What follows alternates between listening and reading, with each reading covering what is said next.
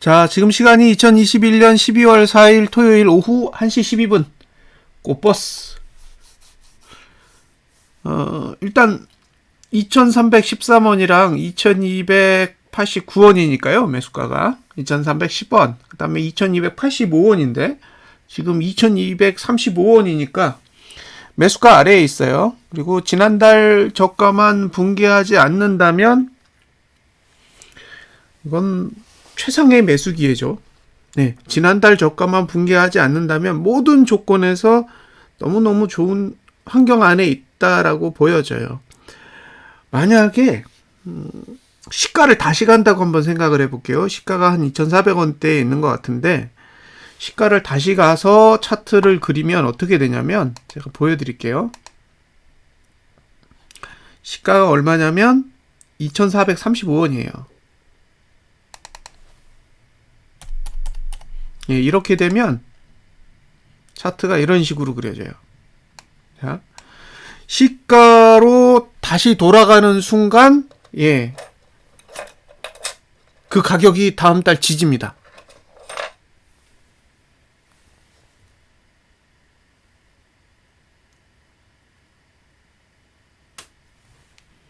그러니까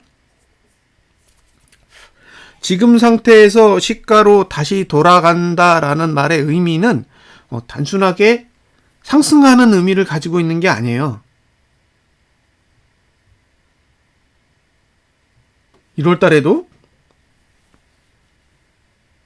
안 내리겠다라는 걸 뜻하는 거죠. 자, 12월하고 1월하고 두 달의 가장 큰 문제점이 뭐냐면 저가를 깨면 안 돼요. 12월은 11월의 저가를 깨면 안 좋고 1월은 12월의 저가를 깨면 안 좋습니다. 이 두 가지 행위만 일어나지 않으면 내년 4월까지는 계속 상방을 볼 수 있는 구조가 만들어집니다. 그런데 만약에 여기서 감아 올려가지고 시가까지 올라가게 된다라는 거는 지난달에 저가를 붕괴하지 않았다라는 의미도 하나가 포함되지만 다음 달에도 이번 달 저가를 깰 확률이 그만큼 낮아진다는 얘기예요. 왜냐면 아랫꼬리를 엄청나게 길게 그렸기 때문에 웬만한 조정으로는 이번 달에 저가를 깰 수가 없는 거죠. 그러니까 지금의 하락이 현재 상태에서 봤을 때는 굉장히 우울한 나쁜 상황에 있는 것처럼 보이지만 감아 올려준다면 최강의 아랫꼬리를 만드는 상황이 될 수도 있다는 거죠. 고가까지 올라간다? 고가까지 올려볼게요. 어떻게 되나. 그러면 따라갑니다. 이게 무서운 거예요. 하단선이 종가를 따라가요. 하단선이. 자, 더 올려볼게요. 2,700원까지 올려보겠습니다. 2,700원까지 올리면 하단선이 더 발달해요. 이제 죽었던 하단선까지 살아납니다. 이건 무적이에요, 무적. 자, 2,900원까지 올려볼게요. 2,900원까지 올리면 그래도 이렇게 따라가요. 2,794원. 그러니까 2,790원까지는 따라가 준다는 거죠. 2,900원까지 올라가는데도 하단선이 잘 발달하는 구조가 만들어져요.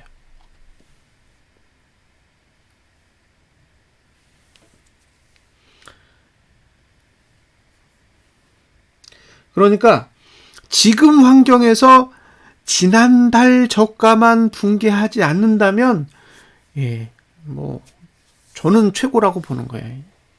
이 정도 봉을 그린다라는 거는 그리고 시가만 회복해 준다면 지난달 저가를 깨지 않으면서 이번 달 시가 2,435원이죠. 35원까지만 회복을 해준다고 해도 1월 달은 최고의 구조가 만들어지게 됩니다.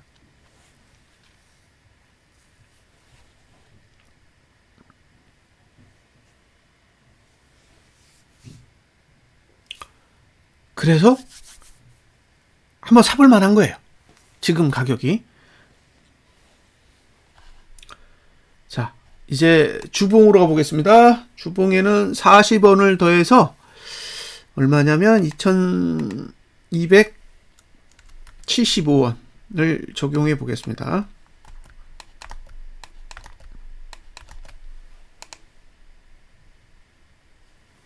자, 위는 없어요. 없습니다. 막고 있는 게 아무것도 없어요. 근데 하단선이 삐끔 올라왔어요. 그래서 하단선이 P3이거든요. 2245. 2245야. 그러니까 매수를 한다면 2245 정도가 좋아 보여요. 그리고 저가만 안 깨지면 됩니다. 1차적으로. 저가 2220원만 붕괴되지 않으면 2220원만 붕괴되지 않는다면 뭐 위는 열려 있으니까 날아갈 수 있어요. 그래서 이번 주에 저가만 붕괴되지 않는다면 저는 최상의 시나리오라고 봐요. 왜냐하면 월봉은 하단선이 엄청 강해요. 근데 주봉은 상단선이 약해요. 그러니까 감아 올리는 힘은 강한데 누르는 힘이 없는 상황이기 때문에 저가만 방어해 준다면 충분히 끌어올릴 수 있을 만한 그런 환경에 있다라고 보여집니다.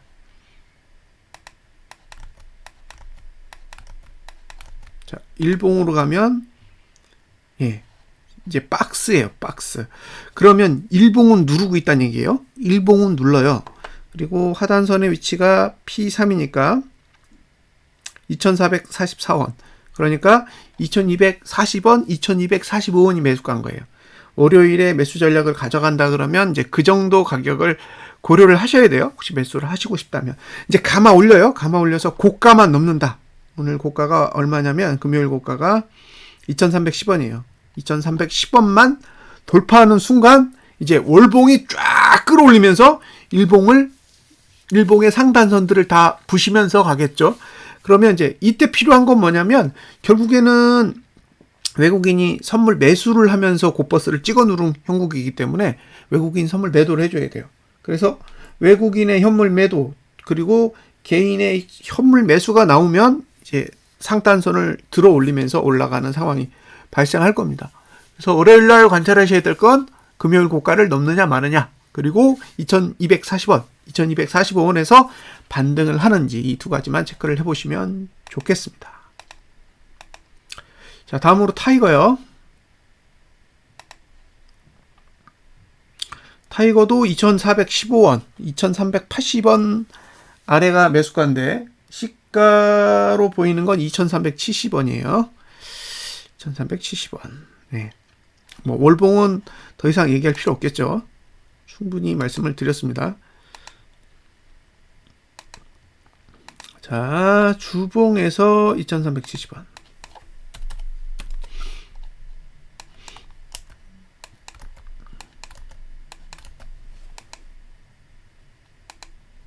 그러면 위에 막는 힘이 없어요.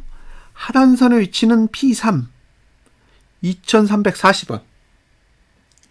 2340원이요. 2340원. 저가는 얼마냐면 2310원이에요. 그러니까 매수가 가능한 가격은 2340원입니다. 위에는 막는 힘이 없으니까 뭐 딱히 할 얘기가 없어요. 저가만 방어되면 최고라고 봐요.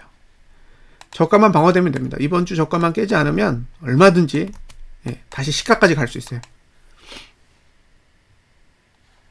여기도 매수가가 P3이니까 2336원. 그러니까 35원이거나 45원이거나. 2335원, 2340원. 둘 중에 하나예요. 매수 가격으로 가져갈 수 있는 가격은 그 가격이고요. 거기서 반등해서 2400원을 돌파하면 끝이에요.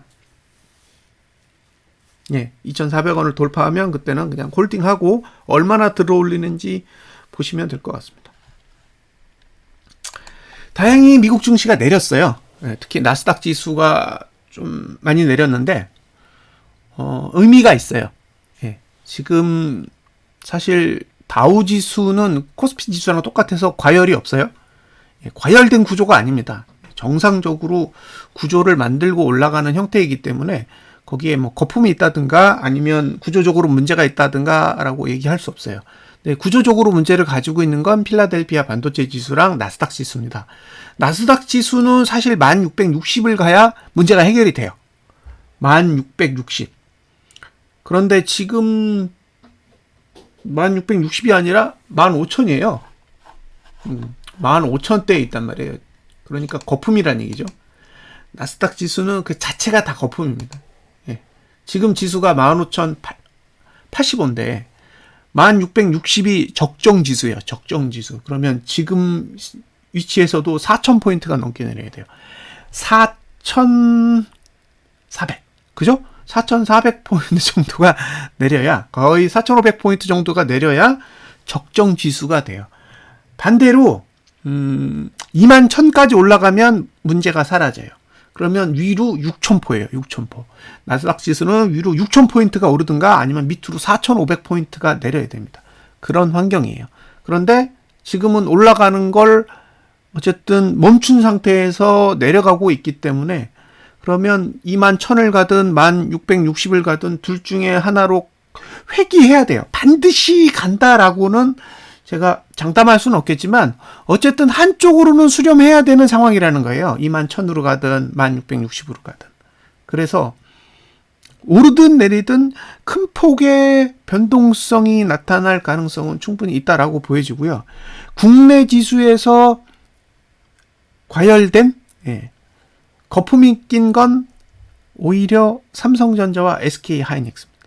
전자 쪽이 거품이 있어요. 그러니까 전자 쪽에 거품이 있다라는 거는 반도체랑 관련이 있고요. 반도체는 하이닉스랑 삼성전자잖아요. 그리고 필라델피아 반도체 지수도 동일하게 거품이 잔뜩 껴 있습니다. 그러니까 필라델피아 반도체 지수에 거품이 빠져야 삼성전자나 하이닉스의 거품도 같이 빠질 수 있어요. 필라델피아 반도체 지수가 안 빠지면 삼성전자와 SK하이닉스의 거품도 안 빠지는 거죠. 그래서 그런 부분들은 한번 같이 검토해 볼 필요가 있습니다. 필반 지수를 잘 보셔야 돼요. 필라델피아 반도체 지수가 빠진다라는 거는 반도체 쪽, 그리고 필라델피아 그 지수 자체에 거품이 빠지는 거고, 그러면 직격탄을 맞을 수 있는 게 삼성전자랑 하이닉스입니다. 그래서 결국 하락을 이끄는 종목은 삼성전자랑 하이닉스가 될 수밖에 없어요. 지금 코스피 지수, 코스피 200 지수의 구조상 거품을 걷어낼 수 있는 종목은 삼성전자와 SK하이닉스입니다. 다른 종목은 사실 그다지 거품이 심하게 껴있는 케이스는 아니라고 봐요. 앞으로 19거래일이 남았습니다. 이제 3거래일이 지났고요.